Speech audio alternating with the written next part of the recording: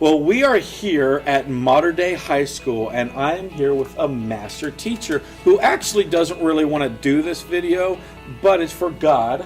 And I used the trump card on her. But all that to say is we are going to be here interviewing her about what a teacher kind of looks like and hear her thoughts on what a master teacher looks like. Because, of course, our master teacher is Jesus, and we are students of him. So let's hear from the master teacher what this whole teaching thing is all about. So take a deep breath.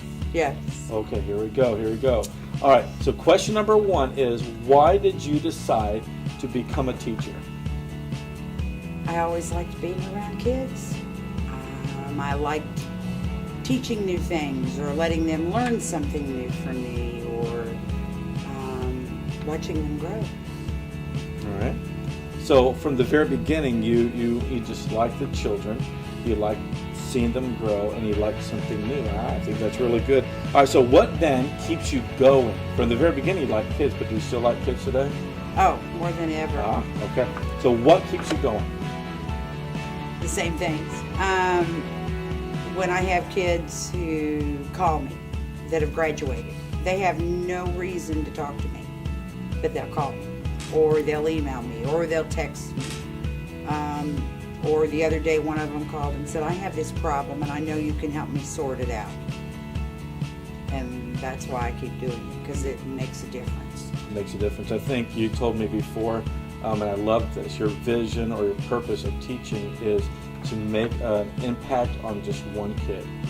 Out of all, how many years have you been teaching? 14. 14 years here at Modern Day? And actually, what is your teaching expertise here? I'm a business teacher, marketing, law, econ, computers, She's careers. a smarty pants, that's for sure. All right.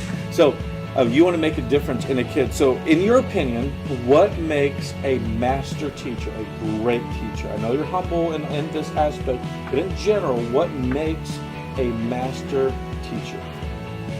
Patience, passion, love, forgiveness. Because they're always going to be doing something, and you have to look at things and say, that wasn't at me. That was at the situation, or that was at, and they were angry with a parent or girlfriend or boyfriend. So you have to be able to forgive the things they do and understand they're going to do it again, and you just love them again, not to be shocked, to be accepting, to be a good listener, all those things.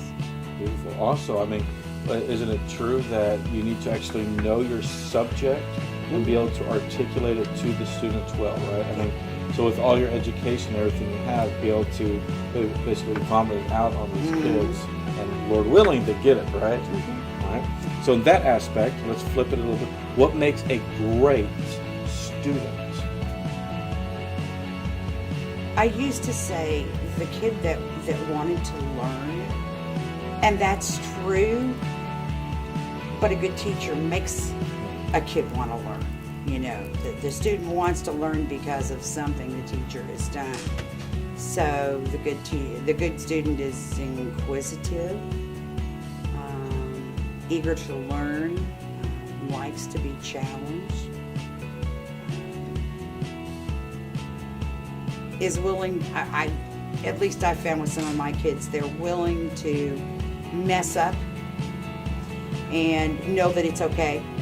It's not the end of the world, because some teachers, if the kid messes up, they're like, oh my gosh, So they have to learn it's okay. It's not the end of the world. Some of them are perfectionists, and they don't have to be. I gotcha. So what do you do as a master teacher to those kids who do mess up, who do push the envelope, who say they cheat, or they cheat on tests, or they lie to you, or you're the trouble kids that are just here for a season, and then do you miss them, or what do you do to, discipline these kids? It's really funny. I've been here 14 years. I've probably written a detention a year. I don't have a lot of classroom problems. I keep them busy, I keep them curious. It's funny because a kid in the cafeteria said something to me the other day, and I don't have him, so it's, it's not like he did it in the classroom and was trying to provoke. I don't have him. But he said something to me in the cafeteria, and one of the kids heard him, and they were furious because he was disrespectful to them, So they just, I don't have a lot of problems. But they know that it's not a vengeance or a personal attack. I talk a lot in the classroom about respecting your peers, and that means getting to class on time. And they can't, at first I think a lot of them can't understand that, but I explain that's respect for your peers. It's integrity. And, the majority of them giggle because they just aren't late too often.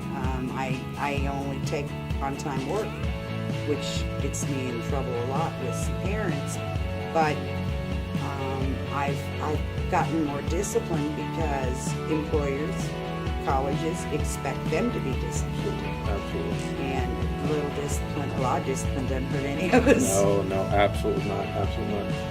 So in that case, I think from everything that we heard, the best thing for the master teacher is to be patient, know the teacher's expertise, and completely love the students, the trouble ones and the ones who are going to be the lawyers, doctors, and so on and so forth.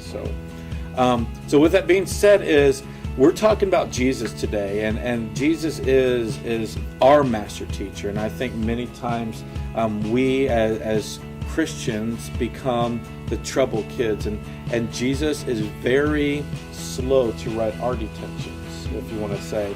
But in reality, we need to respect the master teacher. We need to realize that he is the boss. He knows better than us.